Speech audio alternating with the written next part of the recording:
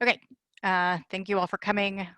This elective is called Abolition for the K-Curious, and it's called that because I am not someone who considers myself a critical expert. It's not my area of kind of primary expertise, and it took me a while to kind of understand and really integrate critical reading and knowledge into my, debate arsenal.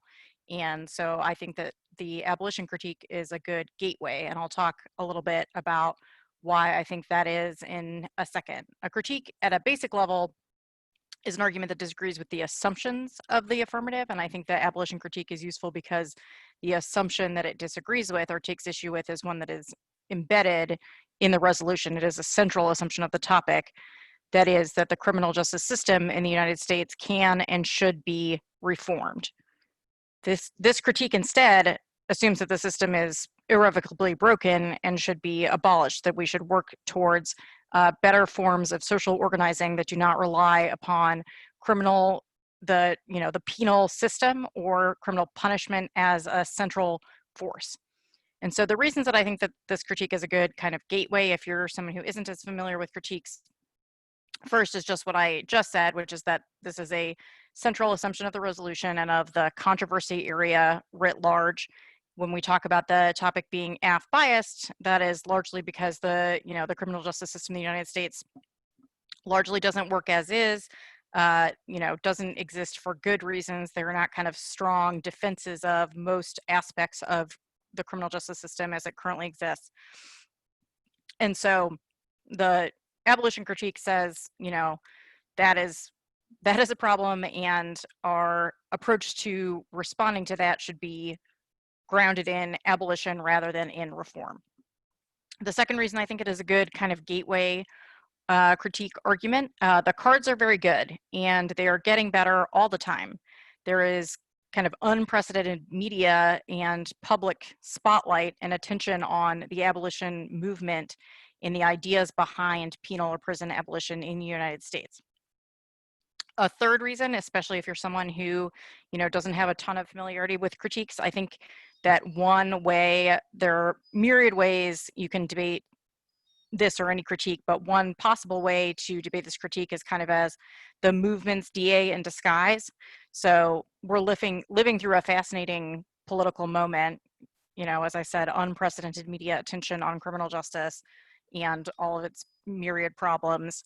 And so what does the AF have to say about that political moment? I think that is a major question, and one that it is very possible to debate as you looked around and you said, okay, there's, uprising against racial injustice and criminal justice issues in the United States, and you chose to take a tack that is reformist and not abolitionist in nature. That is a problem.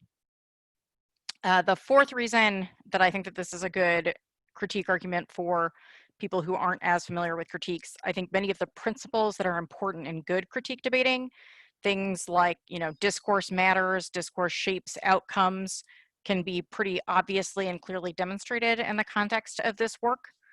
So, for example, many of the major progress and changes that have been made to the penal system in Western European countries like Norway came about largely as an outgrowth of a group called CROM, which explicitly centered abolition as its aim, and that wasn't true at the beginning, but they kind of quickly adopted abolitionist organizing principles and achieved fairly transformative changes to the system in Norway. And we'll talk about one of the people who was kind of a scholar activist who's kind of at the heart of that in a little bit. But by contrast, if you consider, many changes and reforms in the United States, if we've learned anything on this topic, we've probably learned that our system is, pretty fucked up and continues to be that way despite plenty of organizing and efforts to change it, which is not to say that there have been no successful or effective reforms, but that by and large, we tinker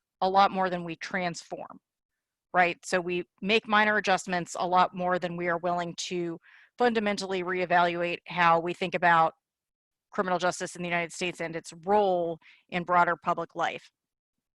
To cite one historical example, and I think you could there are many, many examples that you could cite, but there was kind of a big wave of prison reforms in the early 19th century, so the first few decades of the 1800s, which were designed to make prisons more humane, and did probably achieve that to some degree, you know, made prisoners' conditions a little bit better, but ultimately helped cement the centrality of the prison as a tool or instrument of social control, which has obviously persisted to this day.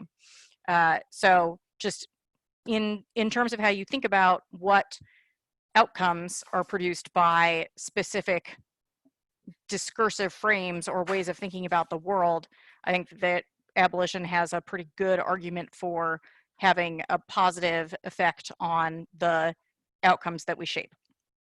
The next reason, and the final reason that I think this is a really good critique, even if you're not familiar with critiques, is that many different critique arguments can be folded in. So your neoliberalism critiques, your security critiques, your arguments about Orientalism, there's some kind of possible fancy footwork that might be required to make these all kind of jive together. But fundamentally, I think if you have a link to a critique, it is very likely that you can use that to establish that the AF runs counter to abolitionist aims. And here's a card from an organizer activist following the 15th edition of the International Conference on Penal Abolition, or ICOPA. She writes, "For over 30 years, we have observed the ravages of neoliberalism, where profit is privatized and debt is socialized. Neoliberal policies, in part responsible for the emergence of a risk society paradigm, have propelled the criminalization of the poor, the marginalized, the dissenting, and the other. This context has inspired contemporary radical organizing and mobilization on a wide range of issues, including the heightened criminalization, migration, work, planetary devastation, and corruption in all spheres. The penal abolitionist struggle that seeks to eradicate oppressive penal regimes / structures and create a cohesive, safe society that accepts all, belongs to all, and functions to serve all is one facet of radical organizing that finds commonality with other struggles for social justice." So that is all to say that abolitionist critiques have a lot in common and a lot of overlap with other critiques, and thus it is possible to kind of fold in various critical arguments as part of your critique if that is something you're interested in doing. The next thing I want to talk about is just a little bit of kind of argument and historical background of abolition. So most of you know by now, the history of criminal justice in the United States is intertwined with the legacy of slavery. Mass incarceration can be traced to those historical roots. There are also kind of broader historical forces to consider. So just a very quick history lesson in colonial America, so kind of the founding years of our country, very few people the punishment system did not involve much incarceration. So very few people were actually put under that form of, confinement. So jails existed mostly for pre-trial and pre-sentence detention. Punishment mostly came through fines, corporal punishment. So, obviously beating people up basically, and execution. So the death penalty. And a big reason for a shift away from those forms of punishment and toward larger detention came with after the Revolutionary War, as the population rose very rapidly from 3.9 million people to 12.9 million within about 40 years. And the crime rates also rose as the population did, with attendant kind of rise in public anxiety and kind of dispersion as well, or incorporation of Enlightenment thinking. People in the United States began to feel that corporal and capital punishment are actually kind of barbaric and run counter to the founding ideals of the nation. And so there was a shift toward incarceration instead, largely modeled on the European kind of workhouse idea that people would, live in facilities that put criminals to work and were designed to reform them in that way. So that is kind of a little bit of just backdrop for how we came to where we are. The idea of rehabilitation of the criminal is one that pervaded kind of thinking about criminal justice for, much of the 19th century and into the 20th century. That gave way to kind of what David Garland calls the culture of control that characterizes contemporary mass incarceration over the course of the 20th century. The prison abolition movement, to situate that historically, people largely trace it to the 60s and 70s. So in the late 1960s, as you know, the United States is involved in this war in Vietnam. You may have heard of it. A number of protests arose to, combat the war in Vietnam, and those protests, political protests against the war, also kind of intertwined with or came to agree with arguments against, other aspects of American society and political organizing, including the prison. And there's a similar kind of period of unrest in European prisons. Have you all heard of the Attica prison uprising?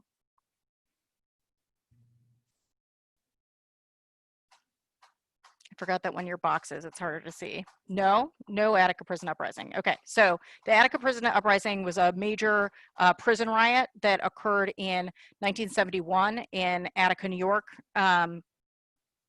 And prisoners had been kind of demanding better living conditions and more political rights. And this is all part of kind of a broader prisoners' rights movements. And in late 1971, in September, there was a prison riot where about half of the inmates rioted and took control of the Attica prison and kind of took some of the staff members hostage. The kind of aftermath of that, it's a pretty famous in American public culture. There's at least one movie about it. Anyway, in the aftermath of that, some of the prisoners' kind of demands started to be granted, so better living conditions, more political rights. And so that is one of the kind of like big flashpoint events that people think about, and that is early in the kind of building of this modern abolition movement. Like I said, similar unrest is occurring in European prisons, and over the course of the 60s and 70s, a lot of change is accomplished, moderating or decreasing the level of investment in prison as kind of tool of social control and as of organizing way of dealing with problems.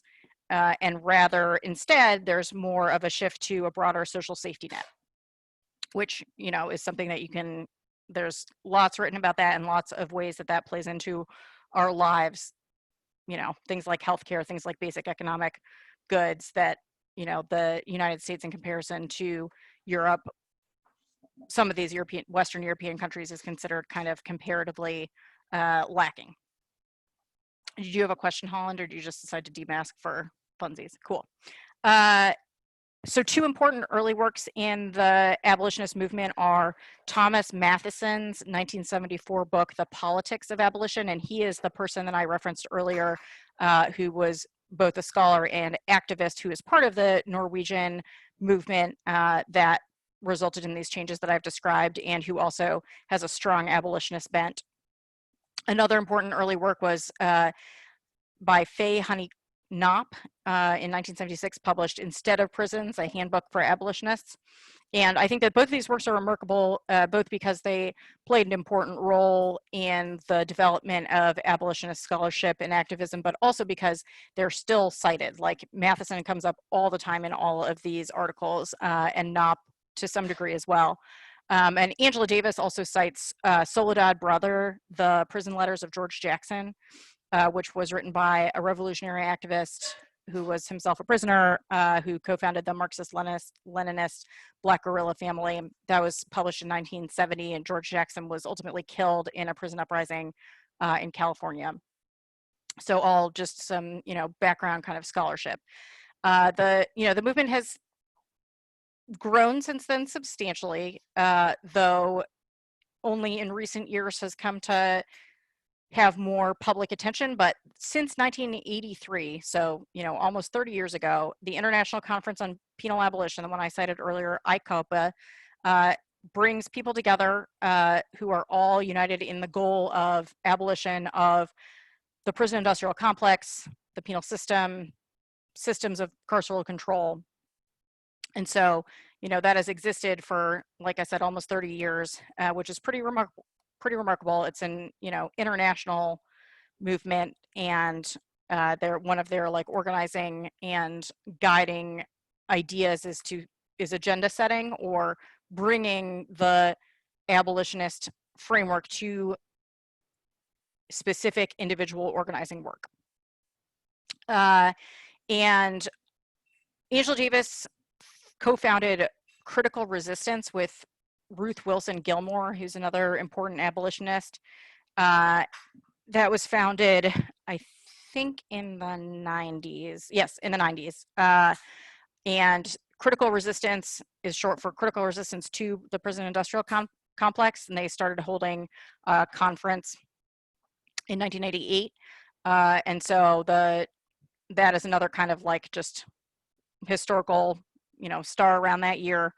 And, the continued scholarship and organization of abolitionists has continued to inform a lot of critical scholarship in this area all the way up to today, in which, defund the police has become a rallying cry and has more public approval than, by a whole lot than ever before. So that's just some kind of historical background. It is by no means exhaustive, and I do recommend more reading in this area if this is an argument that interests you. I have some article recommendations. If you're interested, I'll put that together in a more formal way and send it to you if you're interested. But I think that's obviously always true for any argument that you want to read and be good at and go for in debate, that you should read more about it and know more things. But I think with abolition, I think you'll learn a lot and pick up on a lot of the concepts and language that is used in this literature, which is really useful. Again, in talking about myself as someone who doesn't necessarily have a ton of, germane critical background, I did work in grad school in kind of criminal justice issues within rhetorical studies, and began to read about abolition as a result of that, and it always kind of stuck with me. And so, some of my confidence in this argument comes just from feeling like it is really interesting stuff that is useful to read, and that is, translates pretty well into debate, like I said, because the cards are really good. To talk about debating abolition, I want to talk about some kind of basic principles, and then I want to talk about debating abolition against different kinds of affirmatives. So, to circle back and re-emphasize the definition of a critique as an argument that disagrees with the assumptions of the 1AC. So part of your preparation of this critique with any given affirmative needs to identify the ways in which reform is an assumption of the 1AC. So the idea that the system can and ought to be reformed, how does that structure, how does that underlie the 1AC? And once you've done that, I think the rest is basically smooth sailing. You're good to go. But your links will be predicated off of those assumptions. The places where you identify the 1AC as, investing in reform and deliberately selecting arguments in favor of change that fundamentally uphold the premise of the criminal justice system as it exists now, rather than in transformation. In thinking about kind of the other stuff about links, I want to talk about kind of according to category of affirmative. So that if that sounds very brief, it's because it deliberately is. And thinking about impacts, there are many, many possible impacts to an abolitionist critique. Like I said, because abolition is intertwined with a number of other kind of movements for social justice, it is very possible to make a pretty wide array of impact arguments. I think that probably the best and most germane impact arguments are based on the effects of carceral logic or criminal justice as, big organizing principle that disproportionately, as locks up people of color, keeps them under carceral control, economically disadvantages certain parts of our society, deems them criminal, and thus, dislocates them from experiencing the benefits of collective life. And then the alternative, which, there's plenty more I could say about impact stuff. I think that impact debating is, you know, individual as it pertains to how you read a critique, like what you want to say that your impact is, and whether you want to say like, well, this is a, you know, a larger impact in scope than the impact of the affirmative. I think that is very possible with this critique because it's about a set of issues and problems that, you know, pervade every aspect of our lives and that undergird a whole bunch of problems that people identify with, you know, so-called racial capitalism. I think it is also possible to narrow your impact argument and then say that it should be prioritized. So some individual thinking to do about how you want to present an impact. I also obviously think that there is a lot to be said for the ways in which these impact arguments can be identified as root causes, or, you know, the reasons that some of the AF's claims may be true has a lot to do with how our system kind of classifies people as deviant or criminal and then removes them from public life and from collective society. The alternative, I think, is a real high point of this critique for me. One of the reasons that I think it's really good, I think you can frame an alternative argument in any of a number of ways. You know, people talk about abolitionist pedagogy, they talk about abolitionist ethics, they talk about abolition democracy, abolition constitutionalism, you know, various things that kind of boil down to, for me, boil down to the idea that we need to envision horizons that do not rely upon criminal law or the criminal justice system as it currently exists, but rather that we should prefer and endorse social institutions and ways of organizing that make those things obsolete, that make it unnecessary to lock up, you know, vast numbers of people, primarily Black and brown bodies, and should instead reorient our politics toward a, you know, horizons that do not require those things, but rather have a stronger social safety net, belief in collective solutions to collective problems. Yes.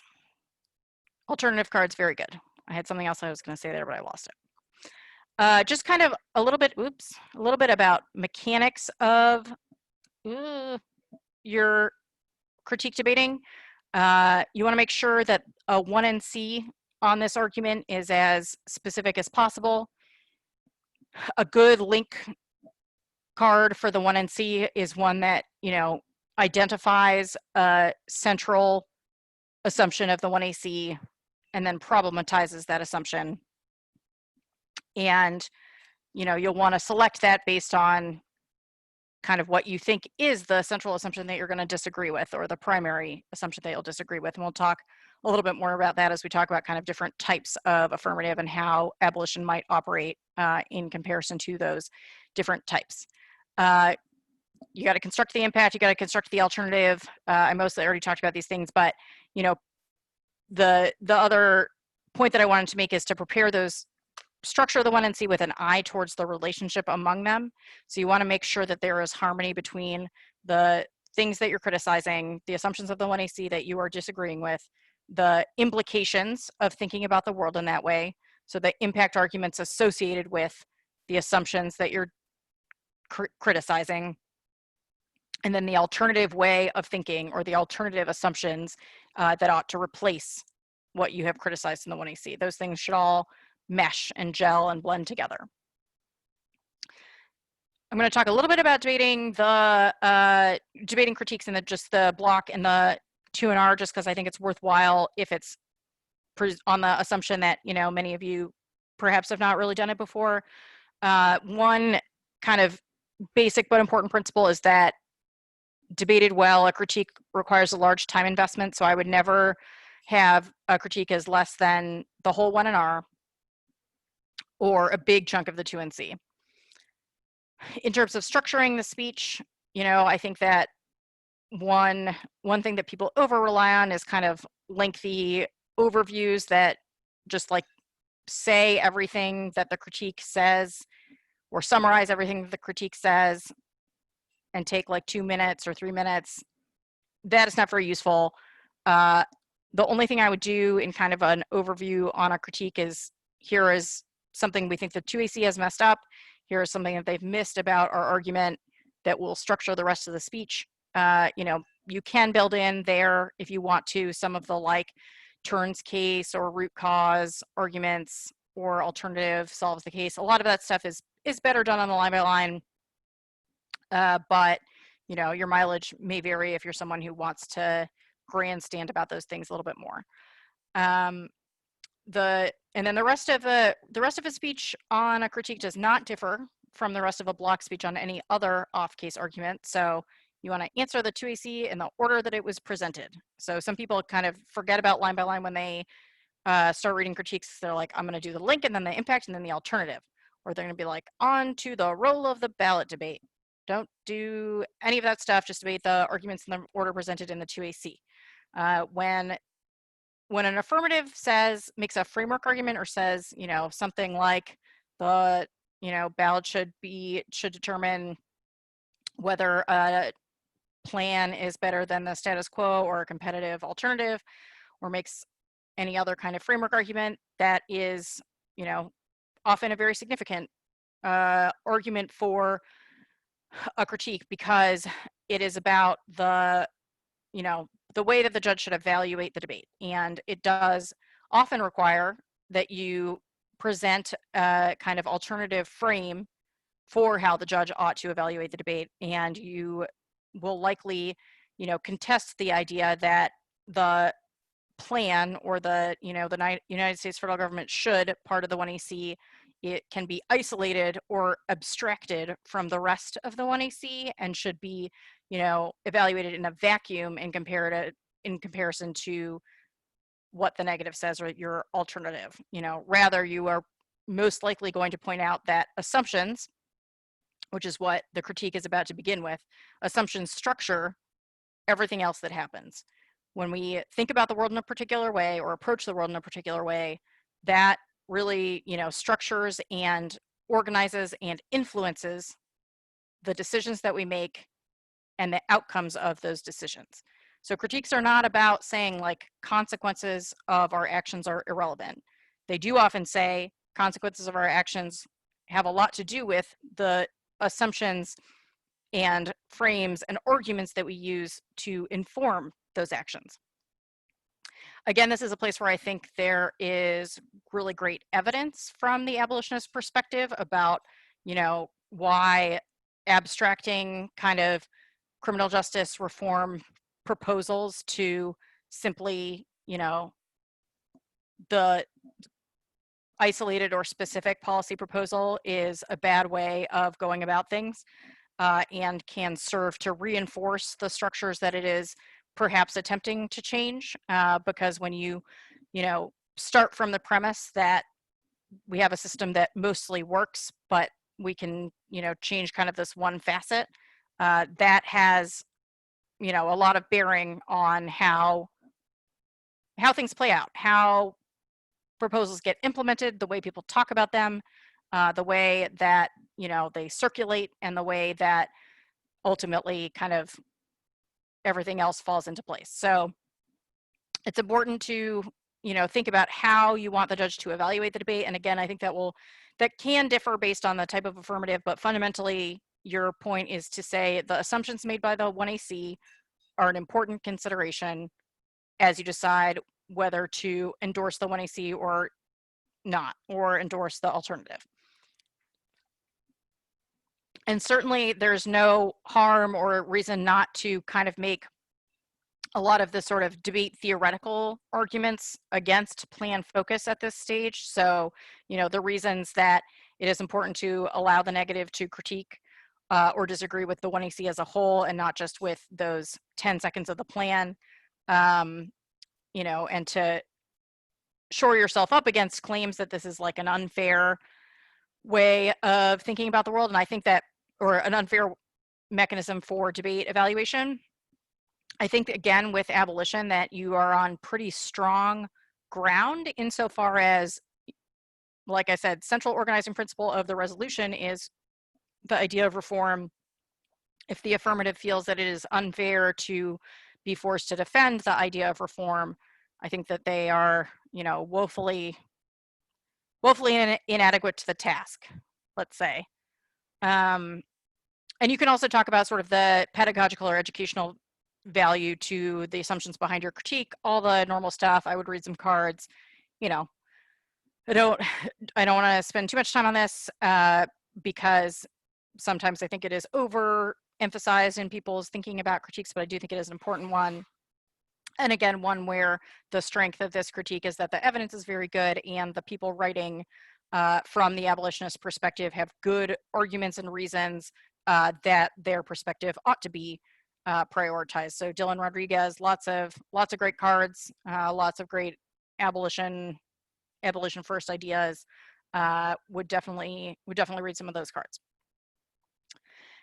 In answering permutations, another big common feature of critique debating, I think that a lot, depending on the AF that you're debating, a lot of your link arguments should account for the permutation, or should assume not just we think that the AF assumptions are flawed, but the AF's assumptions, poison or complicate or co-opt the alternative. And so you want to orient your link debating around answering permutations. Use the 1AC as much as possible. I kind of referenced that earlier, but draw out the ways in which reform is an operating structuring principle of the 1AC.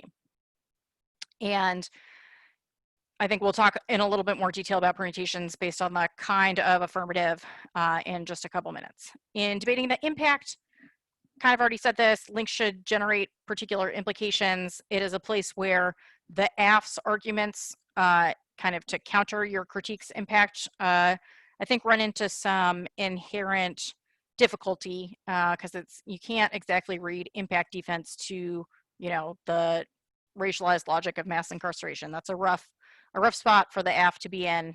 So I would certainly point that out and, probably read some cards about why that impact should be prioritized. In debating the alternative, a lot obviously depends on the way that you've structured your alternative and structured your critique, but often it is, a question of thinking about both the process and the ends, and again, kind of the value or kind of strategic advantage of abolition is that the alternative cards are very good in more than one sense. So I think a lot of these alternative cards speak to abolitionist horizons as being where we should orient our politics. They also speak to this does not have to be an immediate, like, open the doors tomorrow of every prison, but rather that ultimate aim is one that should structure and permeate our political organizing and our thinking about what to do and how to solve problems, and suggest that problems can be overcome, and suggest that it is not utopian. So one of the another reason that I think this K is really good that I sort of forgot to talk about is just that I think a lot of the answers are not very good. So there is not a lot that has been written that I find to be a very compelling response to abolition being kind of a good idea. And some of the the most basic answers that you'll find are well, it's impractical or utopian. And this is where, again, I think these cards are just written really well to say both that, your idea of what is utopian and what is not is in large part informed by your incorrect assumptions about the world. They're also written to say that we can make practical changes and organize differently, even as we work toward this ultimate aim, which may be perhaps to some utopian, but ultimately is not. And to say that the people who disagree or say oh, this is really dangerous or whatever are kind of wildly off base. That was a quick diversion. I do want to take a moment here to talk about non-reformist reforms, which is, I think, a really important kind of concept within abolition literature that is, you kind of need to be accounting for on both sides. So the idea of a non-reformist reform, well, let's see, does anyone here think that they can define what that term refers to? There was like a list in a card I cut the other day that I can't hear you. wait, seriously. I don't know if your mic is working. I can hear him fine. Hello? Oh, you can? Why can't I hear him? I can hear him too. That's so weird. I can just Everyone else chat. can hear him except for me. That sucks. But you can still hear me? That doesn't make any sense. Hold on. Oh, I understand why it is.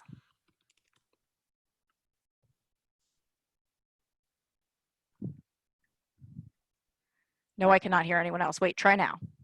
Hello? Oh, now I can hear you. Yep, I changed it. Okay. I fixed it. So this is just like a list from a card I cut the other day, but it asks like 4 questions, and the 4 are, does it reduce funding to police? Does it challenge the notion that police increase safety? Does it reduce tools, tactics, or technology police have at their disposal? And does it reduce the scale of policing? Yeah, good. That's a great checklist for, is a reformist or non-reformist in the context of policing. More to take a step back more broadly, what does this concept mean? Doesn't it like decrease the power of the carceral state? Yeah, pretty much. So non-reformist reform is a change, or material political change that reduces or simultaneously chips away at the overall power, control, influence of the carceral state writ large. Good. So I wanted to flag this because for 2 reasons. One is that many AFs will sell themselves or the permutation as non-reformist reforms. And I think that on the negative, you need to aggressively disagree with that characterization anywhere that it does not apply. So to use Holland's checklist, it's like any policing AF that does not meet those 4 criteria is probably reformist rather than non-reformist. It supports or underlies the broader system rather than reducing its power or control. And when we talk in a second about the kind of different categories of AFs, I think it really varies kind of what the AF looks like and how plausible it is that it could be a non-reformist reform or that the permutation could be. But as the negative, you, depending on the AF and depending on your angle, you may want to kind of disagree or counter the notion that non-reformist reforms are good or can be worthwhile, or you want to sell the alternative as the non-reformist reform, right? So I think for a lot of these affirmatives that we'll talk about in a minute, that it is really fundamentally a lie to sell them as non-reformist reforms because of the ways in which, the assumptions that underlie them and the ways in which they would operate. And instead, you want to say the alternative does that instead. So to kind of schematize or categorize different affirmatives. So sort of traditional policy AFs in the direction of reform or less control. So things like, drug treatment affirmatives, marijuana legalization, death penalty affirmatives, all of these kinds of AFs that propose specific reforms to the criminal justice system that abolitionists, depending on who it is, may or may not agree with the notion behind it. So may or may not agree that it is a good idea in the abstract to move toward less control in that particular way. There are good links to some of these specific proposals, even on the level of what they do. There are also great links to many of these proposals on the level of the assumptions or how they are justified or constructed. So to take sort of drug-based affirmatives as a starting point, a lot of drug reforms or sentencing reforms that are about drug offenders, those AFs like the drug courts AF that we have here at camp sort of divert some people who are currently imprisoned or currently part filtered through the criminal justice system based on drug offenses, and says there should be kind of a separate system. They should not be imprisoned, but should be rehabilitated instead. And abolitionists take a few different, have a few different objections to this. One is that the whole notion that there are some offenders who are less bad than others supports the idea that there are, bodies and certain people who ought to be criminalized, who ought to be locked up, and that, we should preserve the system, but we should definitely get these like quote unquote nonviolent drug offenders out of the system, which, ultimately both as a structuring logic suggests that, what we're doing writ large with criminal justice is like A-okay as long as we don't put people in jail for drug offenses, and has the effect of increasing, it has often a greater investment of resources in the, the courts, the systems of kind of carceral control, things like parole, things like the hearing boards, the screening and testing, all of that is a greater, is a reinvestment or greater investment of resources into, policing what it is people do and, helping them get through their drug addiction in such a way that they will no longer break the law. So, to use Holland's checklist, like definitely does not check the box of reducing resources, but rather expands those resources. There's another argument that abolitionists make in this area, and this applies to things like marijuana legalization as well, and other drug kind of legalization proposals, that if we kind of divert the vast, there is definitely a substantial percentage of people who are imprisoned or under, carceral control in the United States because of drug offenses. If we, decarcerate that population, right? So if we make changes that result in those people no longer being in prison, what is left is the, the people that we consider really scary. It's like, oh, well, then it'll only be the violent offenders or the truly criminal that are left in the system, which can have the effect or the influence of, sanitizing and making that broader system of carceral control look a lot better. So, the sanitization or legitimation style arguments, I think, are pretty good against, a set of these affirmatives that do, make these adjustments based on, well, there are certain, bodies that should not be exposed to this, and we'll just, we'll take them out and call it a day, basically. Other kind of affirmatives in this category, marijuana legalization, I think basically same set of arguments. There's also some, good since we have moved toward legalization in the United States, or decriminalization, in certain states, there have been some good articles and essays written on how, how that has shaken out or played out. A lot of people who, were disproportionately affected by marijuana being illegal have not really benefited from it becoming decriminalized or legal, even to the extent that some of their records still exist. And, some of the cards about how the, a hydraulic system in which a change to one thing reinforces the system in another place, like that has played out with marijuana legalization in particular. The death penalty, I think, is an interesting case as well, because the death penalty is, like, I think, pretty clearly bad. But the idea behind death penalty abolition, or a necessary kind of structuring or guiding principle or argument, is the replacement of the death penalty with life without parole. And it's it is a movement or a form, a target for reform of criminal justice, that fundamentally says that the system works fine. We just shouldn't put people to death over it, right? And so Allegra McLeod, who's written a lot of really great abolitionist scholarship, points out, she writes that death penalty abolition, in proposing the substitution of life imprisonment without parole for state killing, reinforces the same account of the legitimacy of a conviction's finality as does the court.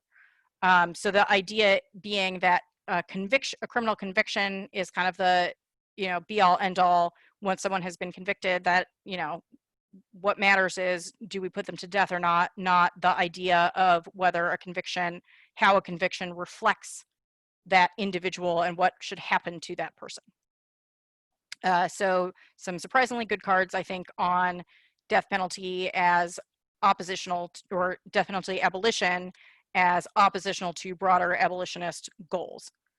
And then kind of more broadly speaking, to think about this category of AFs, like I said, I think each of these, they're, link arguments to the particular reform being proposed, but any AF that sort of, that proposes a reform of this nature, but reads advantages that are about like drug cartels or terrorism or federalism or cost savings or anything of that nature, have a very profound fundamental problem, in my view, insofar as they suggest reforms based on extremely conservative justifications. And the cards about kind of, taking up conservative rhetoric and conservative ideas in service of liberal reform kind of poisons the well, legitimizes the conservatives' bigger picture, and thus the system writ large. And so, I think this critique is quite good against these affirmatives, because I do not think that,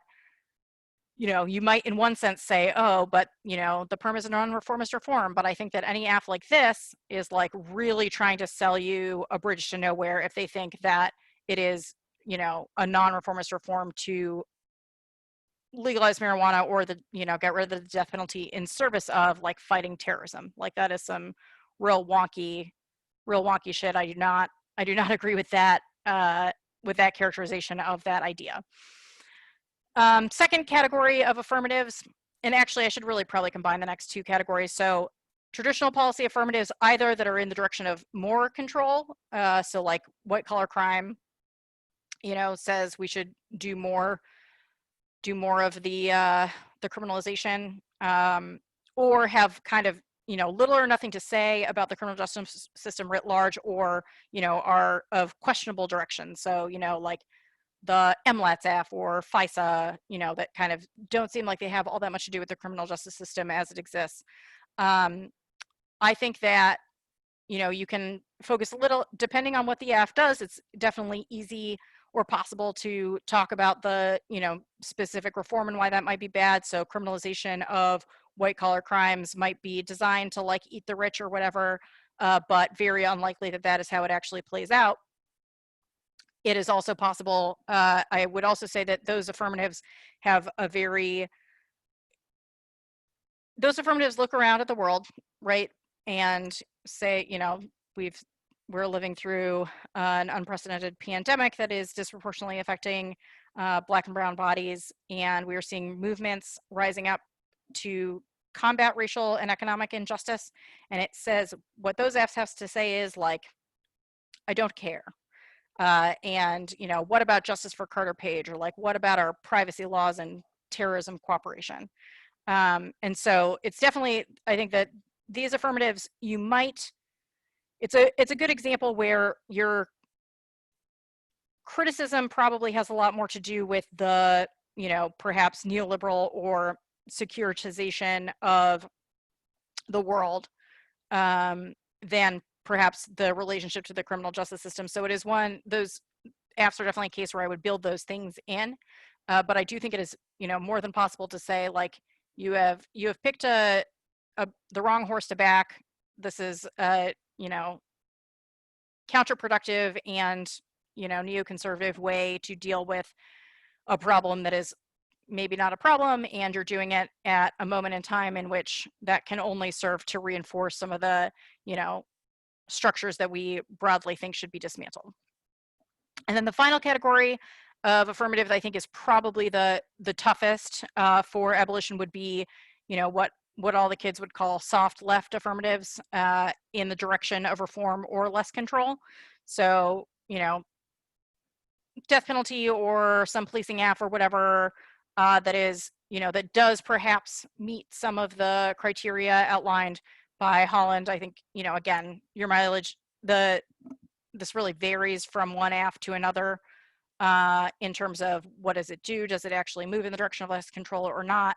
I think that for an affirmative that, genuinely does move in the direction of less control and says like, criminal justice system is fucked up, we should make this change to it that is, does reduce the sort of resources and investment in the system. Like I said, most difficult position, I think, for this critique because of the permutation, but not, does not mean it's unbeatable.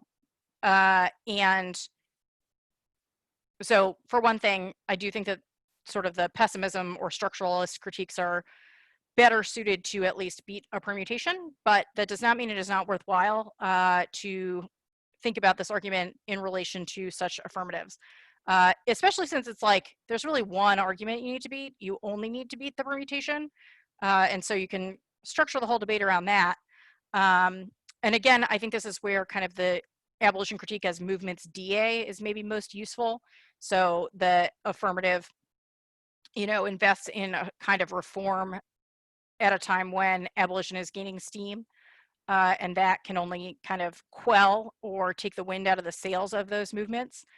It's also a place where I think incorporating some critiques of legalism is very useful.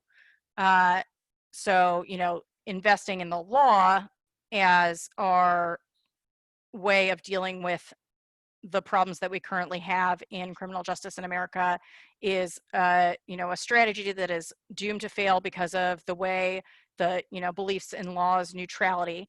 Here's a good card on that. Paul Butler writes, because the law is not neutral or objective, but actually perpetuates white supremacy, seeking change through liberal legal reform will result in ephemeral victories and substantial risks. Incremental progress through reform can lead to backlash and further repression. While mainstream civil rights reformers assume that racism is a product of ignorance and can be overcome by education, critical race theorists insist that racism is pervasive and immutable. Given reformers' misunderstanding of the centrality of race in society, incremental reforms are unlikely to fundamentally alter an institution like the criminal justice system, which has racialized control at its core. So all that to say that this is definitely an argument that is still, I think, is still winnable, even if it is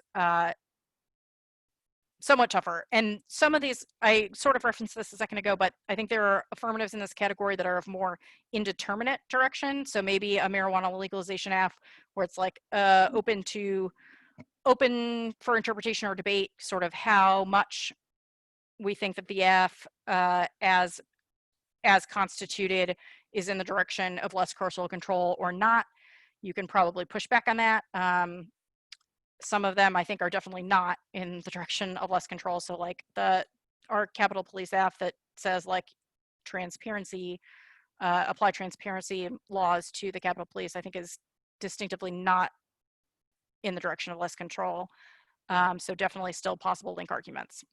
So that is, it's important to think about the different category of F that you're debating as you approach this critique. And those are some of the kind of considerations that I think are relevant in approaching each type of affirmative. That's kind of the main stuff that I wanted to cover. What questions do you all have?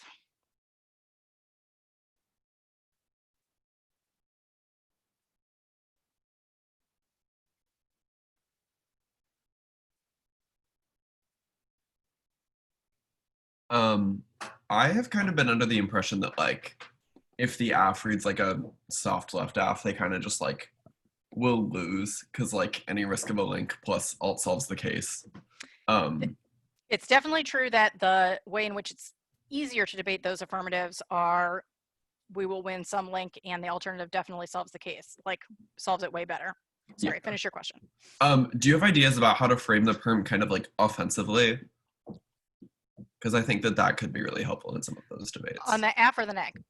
On the AF. Oh, yes. I think that on the affirmative, your permutation should be, we have to make concrete incremental steps and adjustments in service of broader abolition. I think the link arguments, are really about the AF in isolation and are not about we can incorporate abolition into our our praxis and into our politics. The any risk of a link logic there, I would say, is one that makes the conservative critiques of abolition better, right? So it's like the absolutism of you are either with us or against us, alienates coalitions, alienates the public, and public buy-in is necessary. You generate public buy-in by making incremental steps that are, both materially very good and can build public support. That makes sense. Atul asks what CX questions are good to ask in order to make them concede a link.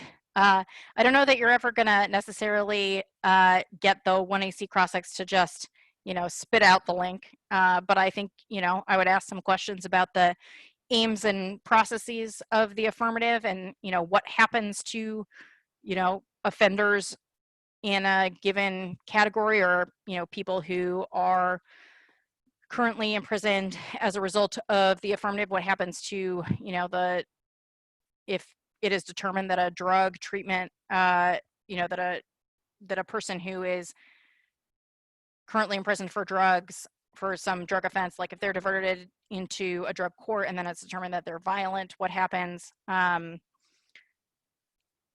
think it's a little bit too broad of a question for me to, answer much more specifically than that, but I would definitely, I would read through the 1AC, identify the places where reform is an assumption, and then talk about like, well, what is it that we're doing here? Like, what is the ultimate aim of this proposal, and why does it start from the premises that it does start with? Yeah, I think that's probably the best that I can do, if, without any specifics.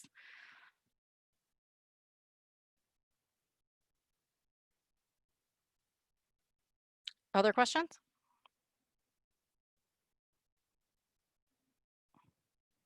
If no one has any other questions, I'm happy to let you go, but thanks so much for coming. I had a great time. I hope you enjoy the rest of your day.